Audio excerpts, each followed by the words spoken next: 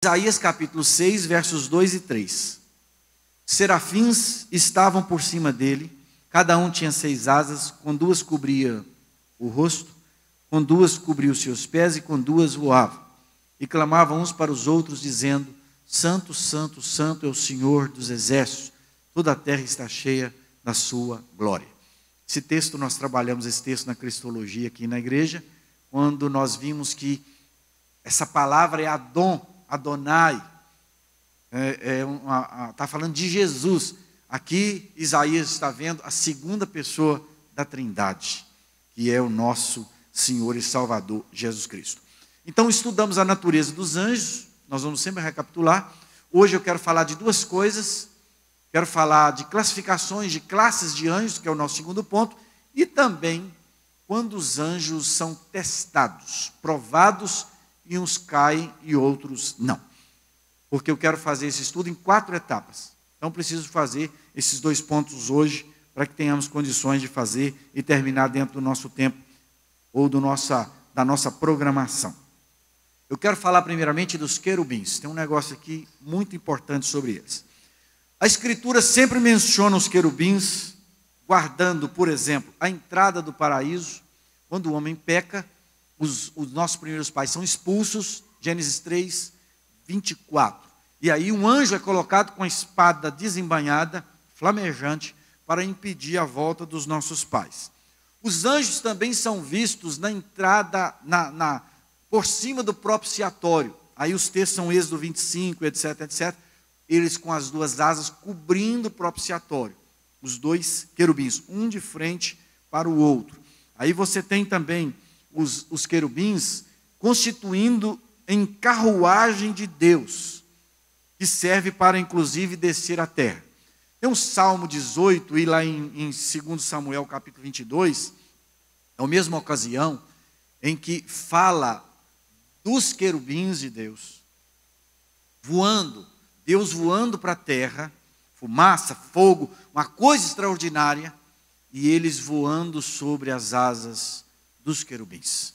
Então, os querubins constituem em carruagem de Deus, eles transportam a pessoa de Deus. Inclusive a glória do templo foi tirada do lugar santo do santo.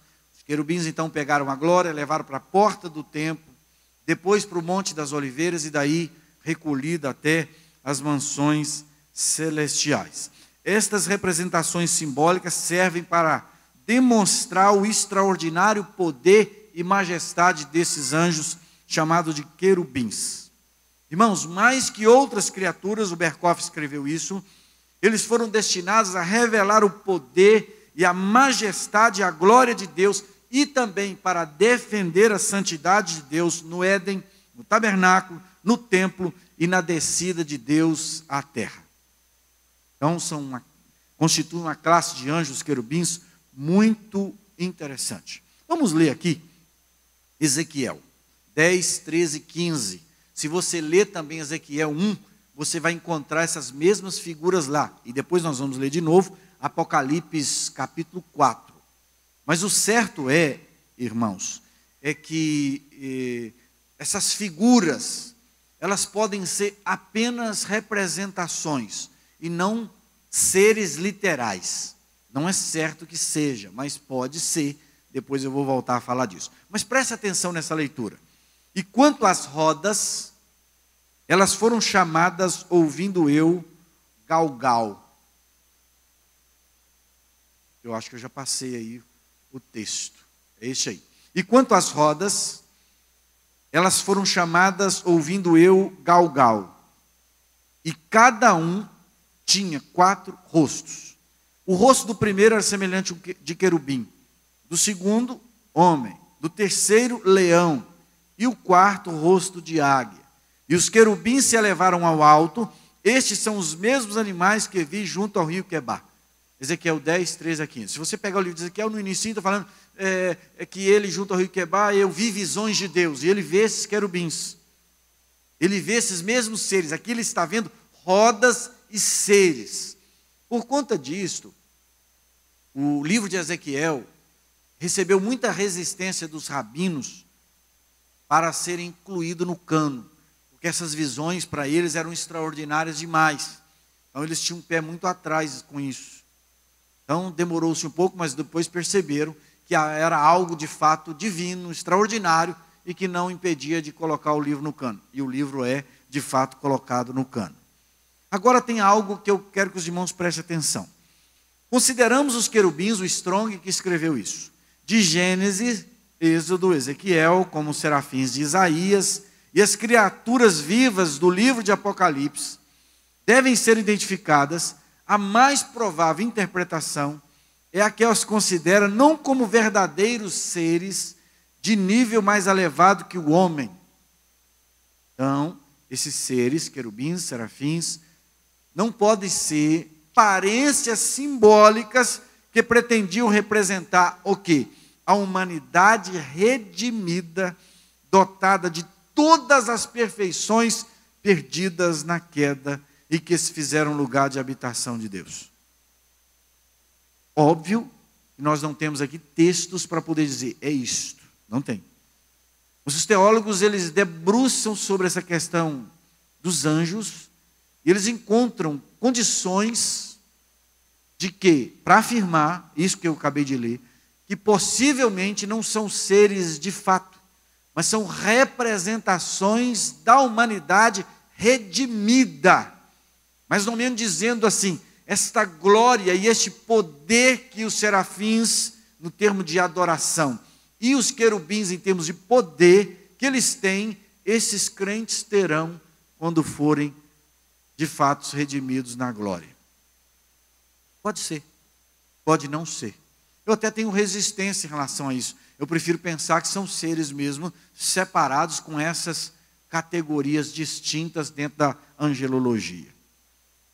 Há algumas outras questões. Na verdade, os querubins são símbolos, então, nesse ponto de vista, da natureza permeada de energia divina e subordinada aos propósitos de Deus. Não só são símbolos da natureza, porque são símbolos do homem, na sua dupla capacidade de imagem de Deus, mas também sacerdote da natureza. Então eles trazem neles essa representação, se assim for, a imagem de Deus, da perfeição, da adoração, do poder, etc., de Deus, e traz também o sacerdócio do homem. O homem também está presente neste simbolismo, se assim for. Porque tem um corpo, o homem é a parte da natureza, porque tem alma. Então emerge da natureza e lhe dá a voz. Através do homem a natureza, de outra forma segue morta, mas é capaz de apreciar. Nós, o nosso estado hoje, nós somos capazes de apreciar e expressar a glória do Criador. De alguma maneira, nesta ideia aqui, nós lá adoraremos a Deus ardentemente como os querubins e teremos a inteligência, a força, o poder que estes querubins possuem. Pode ser. Lá nós veremos se é mesmo, né? Mas o certo é que são seres, categoria de seres celestiais distintos uns dos outros. Continuando nessa linha, que talvez sejam apenas emblemas da natureza, não em seu estágio presente de desenvolvimento, mas possuído de todas as perfeições originais.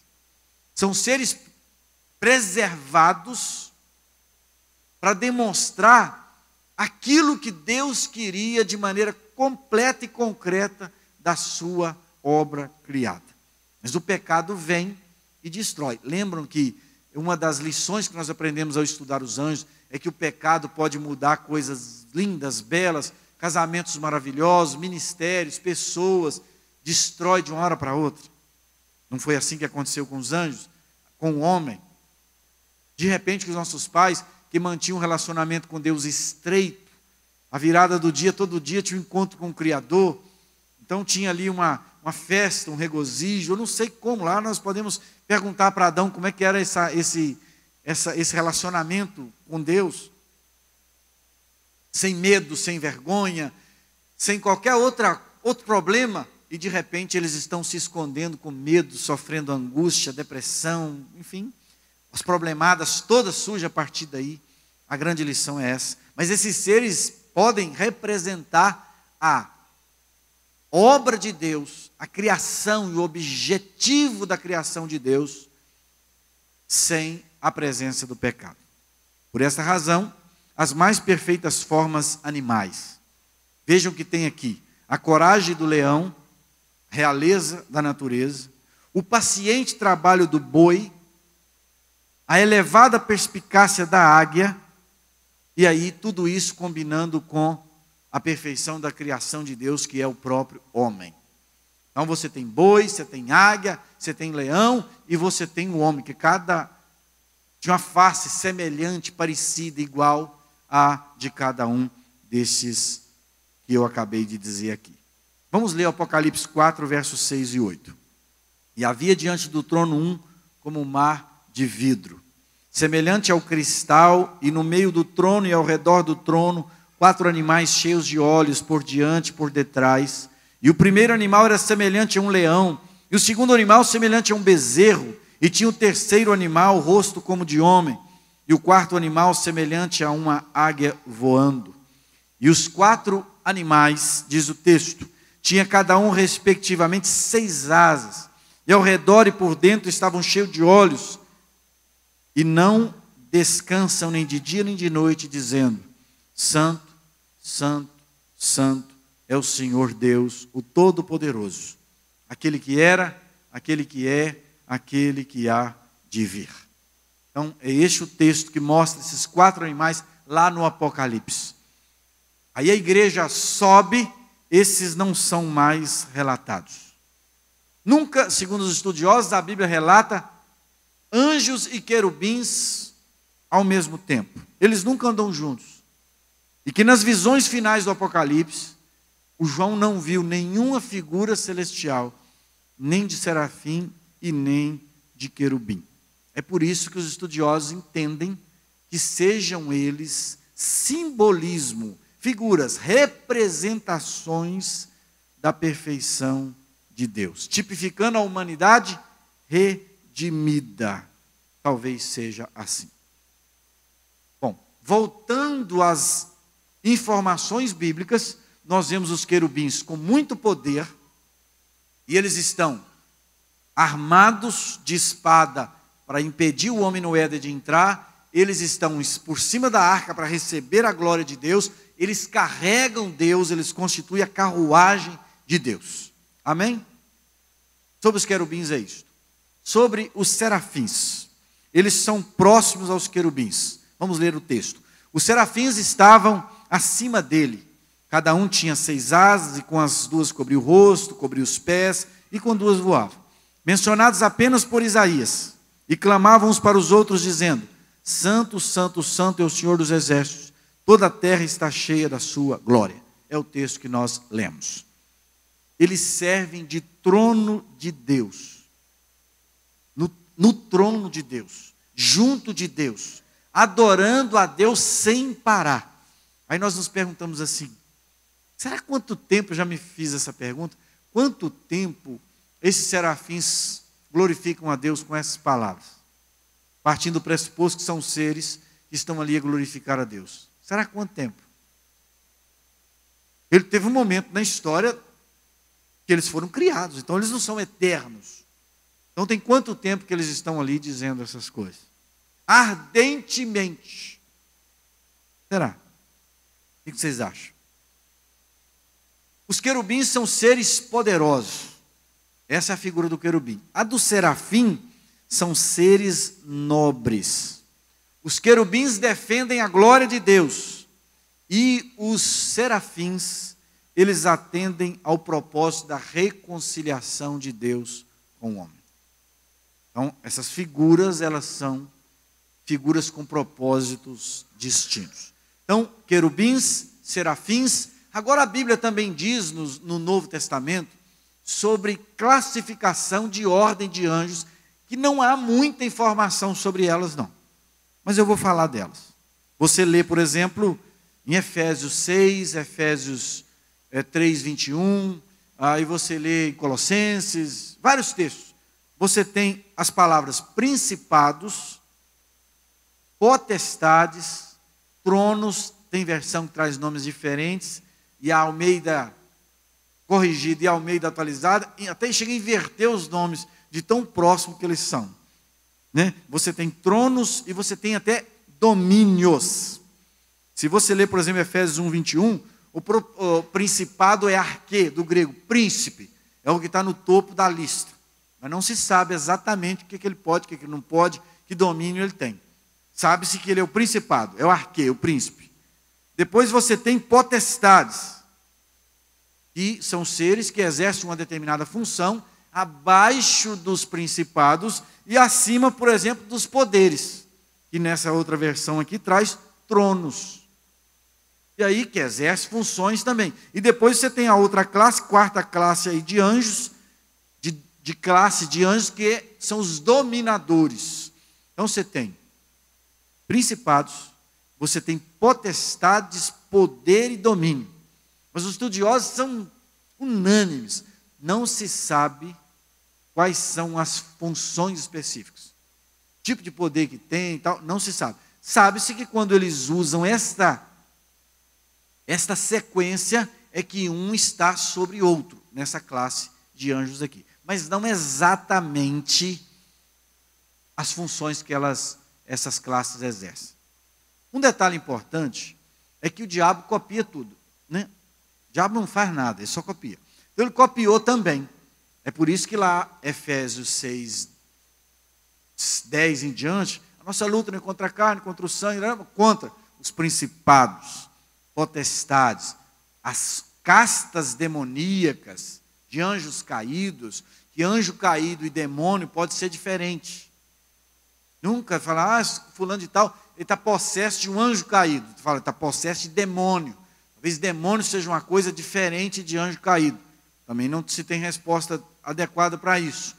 É uma possibilidade que lá na frente, no último, a gente pode falar alguma coisa sobre as teorias, que tem pelo menos uma muito interessante sobre isso. Certo é que quando você lê na Bíblia isso, está falando de classe de anjos, mas não precisa você procurar exaustivamente para encontrar os detalhes que você não vai encontrar, porque não há explicações sobre elas. Anjos, nomes de anjos dentro do cano bíblico protestante. Na Igreja Católica tem mais um que chama Rafael. Nós não vamos falar dele, não é o nosso objeto aqui. Nosso objeto, dentro do cano protestante, são dois anjos. Quem se lembra, hein? Gabriel e Miguel. Então, ou Miguel e Gabriel, como queira, né? Irmãos, o Gabriel aparece em Deuteronômio 8, em Lucas 1,19.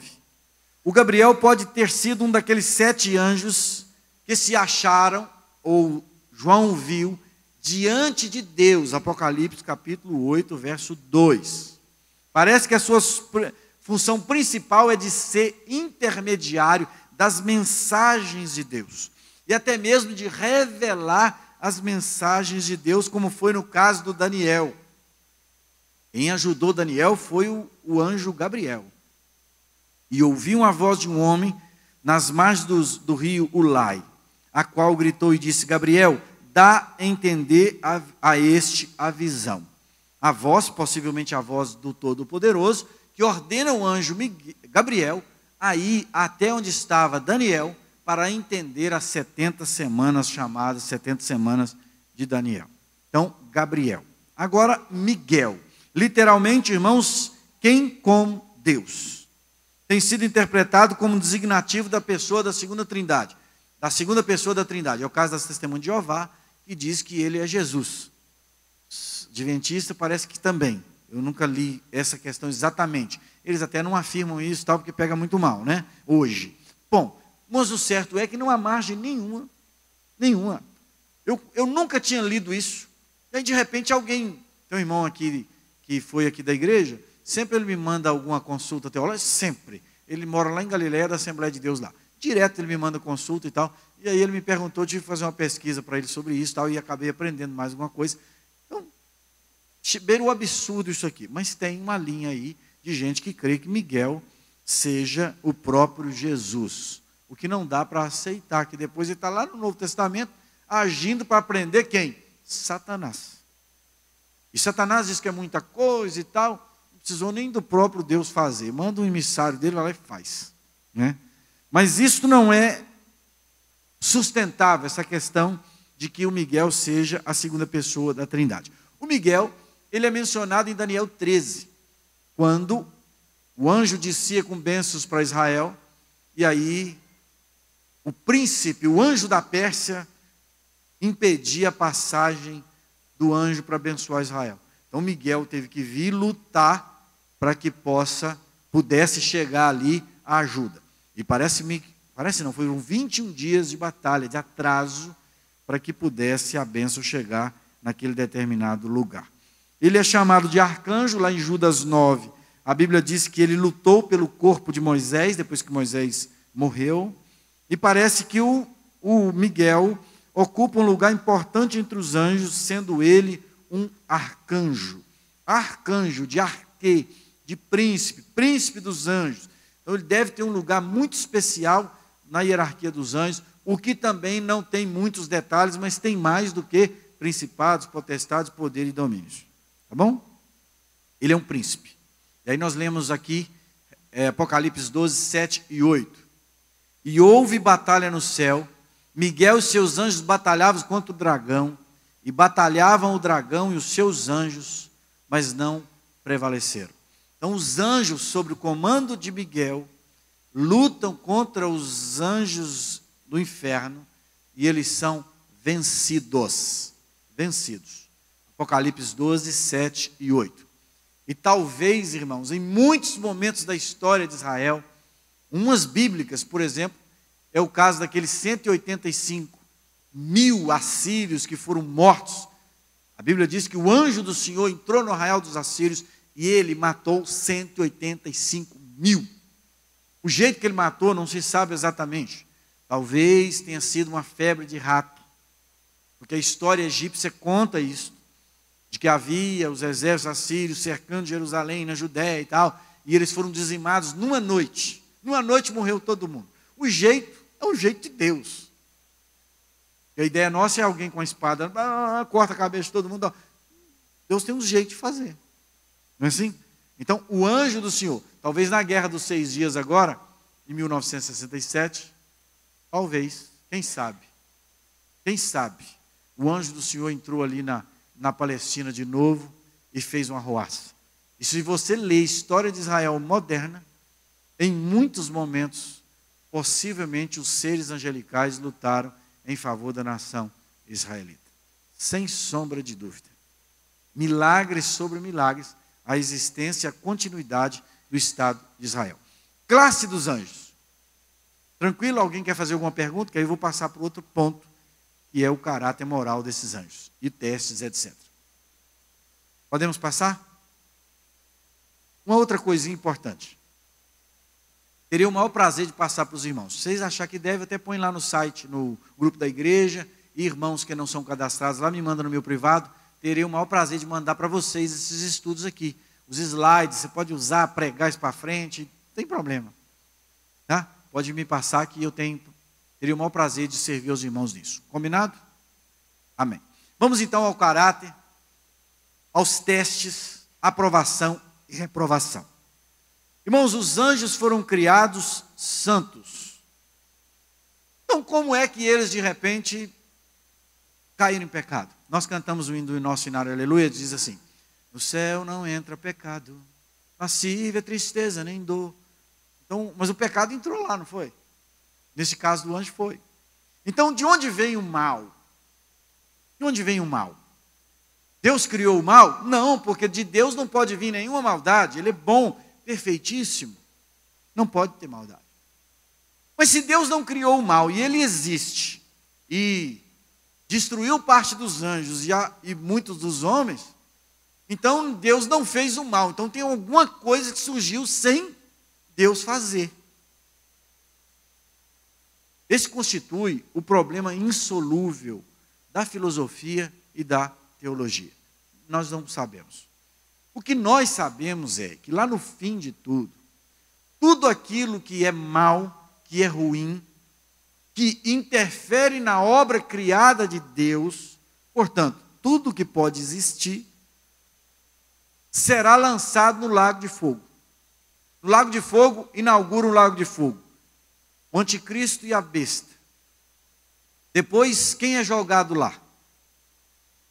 É jogado os maus de todos os tempos, o próprio inferno é lançado no lago de fogo, Satanás será lançado no lago de fogo.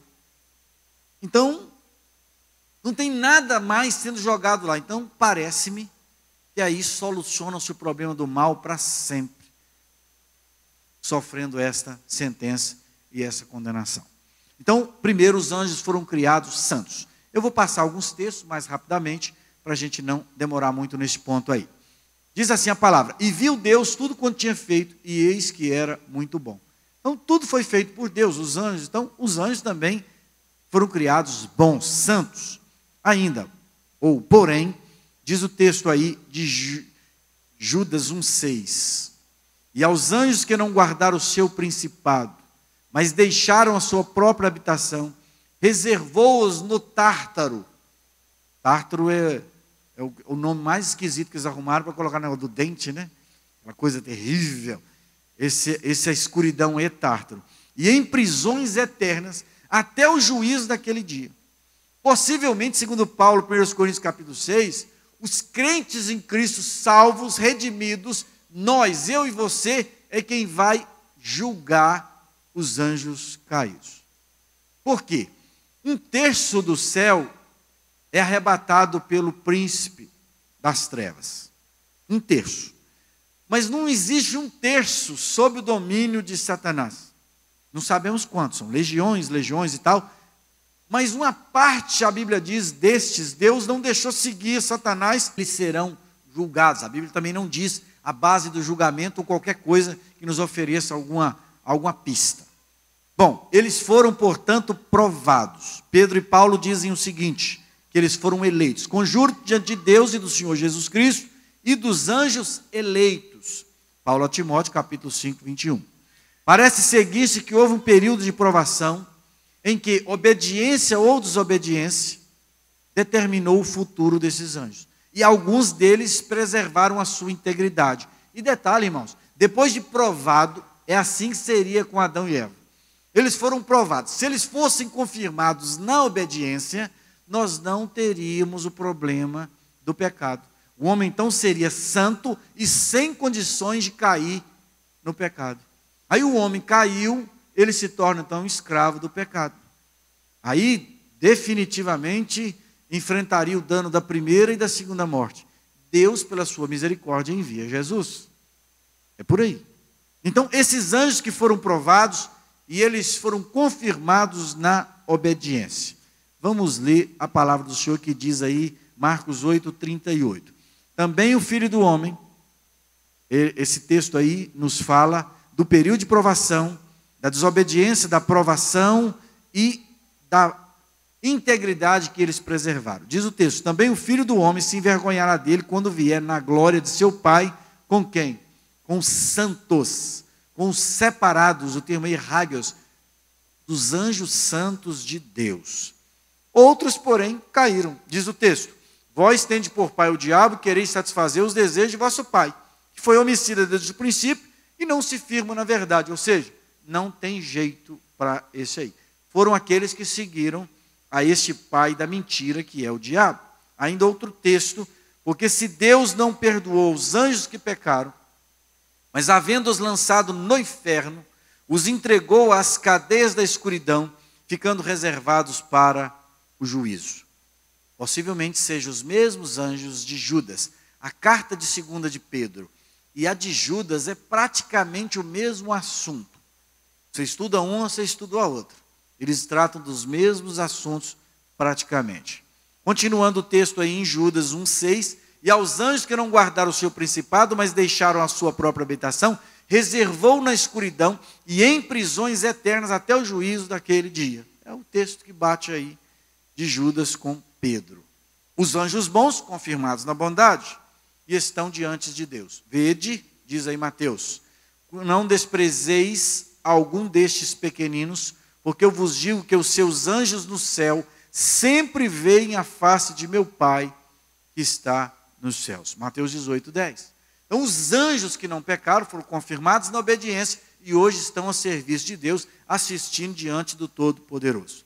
E os maus, repito, confirmados na maldade. Mateus 13:19, ouvindo alguém a palavra do reino e não a entendendo, vem o maligno. Olha esse texto, ele é muito importante. Quando alguém, ouvindo alguém a palavra do reino e não a entendendo, vem o maligno. O diabo vem para poder agir. Irmãos, é uma guerra que tem aqui toda noite. Pessoas que entram na igreja em pecado, e a palavra, os cânticos, a mensagem vai trabalhando, a leitura da palavra, e a batalha está travada no coração. Satanás e seus anjos, os espíritos das trevas, o Espírito Santo lutando com aquela pessoa, os anjos de Deus. Tem isso. É por isso que, irmãos, que nós precisamos começar a orar diferente. Pedir de Deus a cobertura do sangue do Cordeiro. Pedir ao Senhor que nos dê autoridade sobre os principados, sobre os demônios. Abra a mente das pessoas para poder entender. Entende? Porque é preciso de uma obra do Espírito Santo. Senão as pessoas não entendem, não abrem o coração, de jeito nenhum. Diz o texto seguinte, 1 de João 5, 18, 19. Sabemos que todo aquele que é nascido de Deus não peca, mas o que é de Deus é gerado, conserva-se a si mesmo, e o maligno não lhe toca.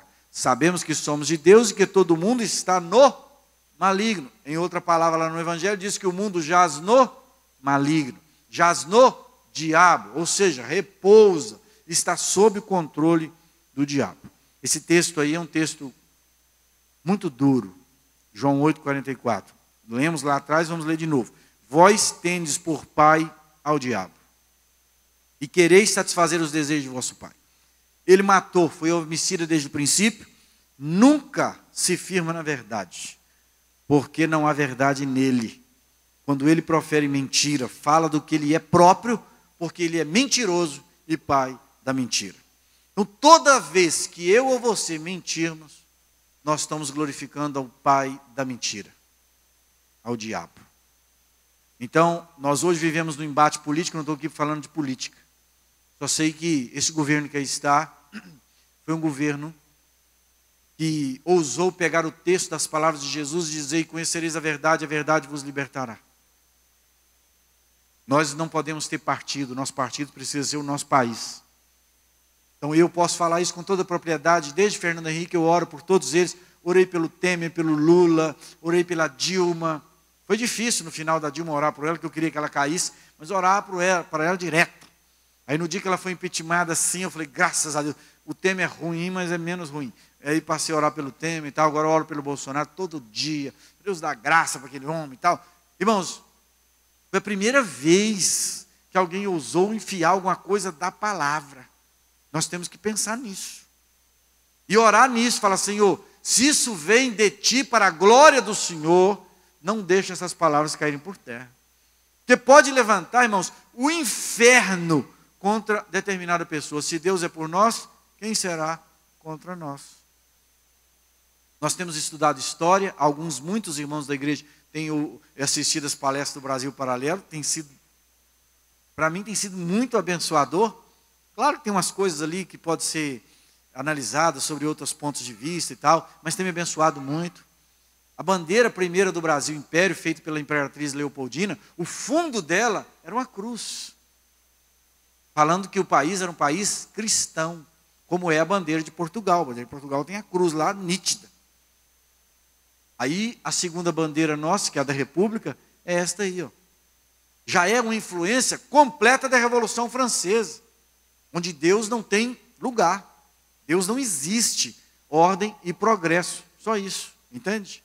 Estou falando para voltar à bandeira do Império, isso tem que estar no nosso coração, na nossa vida e tal. Tiver lá e não tiver no nosso coração, nada muda. Mas eu quero dizer que nós precisamos cobrir as nossas autoridades em oração. E a minha oração a Deus tem sido assim, Senhor, essa terra foi uma terra que o Senhor nos deu, ela é nossa. Então, purifica a nós, este povo brasileiro, nos abençoe, nos salve, e que nós tenhamos líderes abençoados como é o povo. Irmãos, o maior problema do Brasil até hoje é que nós nunca falamos assim, essa terra é nossa.